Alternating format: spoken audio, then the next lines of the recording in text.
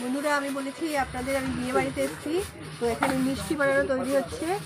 বউ ভাতের আগের দিন মিষ্টি বানানো হচ্ছে। দেখুন এখানে দই বানানোর জন্য আমুল দুধ, আমরা যে আমুল দুধের স্প্রে, যে দুধটা আমরা খাই সেই দুধ জাল করে দই বানানো হচ্ছে।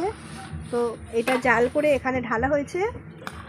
এটাকে এখন জমাট বাঁধানোর জন্য ওখানে মালসা সবাই পরিষ্কার করছে। এইটার মধ্যেই দইটা জমানো হবে। দেখুন এখানে ছানাটা মাখা হচ্ছে, এখানে রসগোল্লা তৈরি করা হবে। ছানাটাকে এভাবেই মাখা হবে, তারপরে রসগোল্লা আপনারা তৈরি করবেন।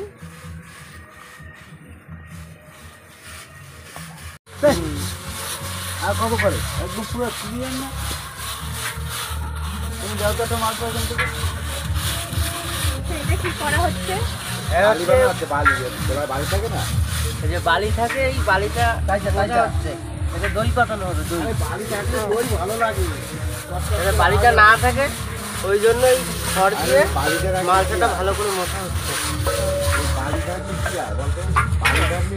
দেখুন বন্ধুরা, রসগোল্লা ওখানে ছানা মাখা হচ্ছে, এখানে শিরা তৈরি হচ্ছে এবং শিরাটা ওনারা দুটো ভাগে ভাগ করছেন। একটাতে ফোটানো হবে আর এইগুলোর মধ্যে রসগোল্লাটা রাখা হবে। দেখুন রসগোল্লা বানানো শুরু হয়ে গেছে। ওনারা গোল তৈরি করছেন, হাতে একটু করে তেল লাগিয়ে নিচ্ছেন, লাগিয়ে গোলটা ভালো হচ্ছে। সব এক সাইডের গোল তৈরি হচ্ছে।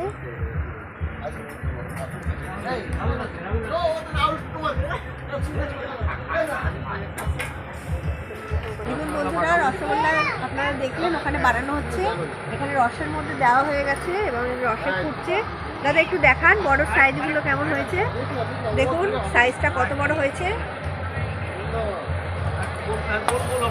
এইভাবে রসগোল্লা বানানো হচ্ছে, আরও তৈরি হবে। এখানে প্রথম ব্যাচটা দেওয়া হয়েছে।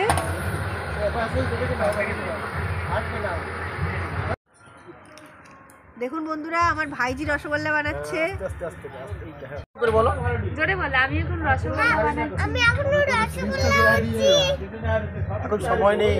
আমার সময় নেই।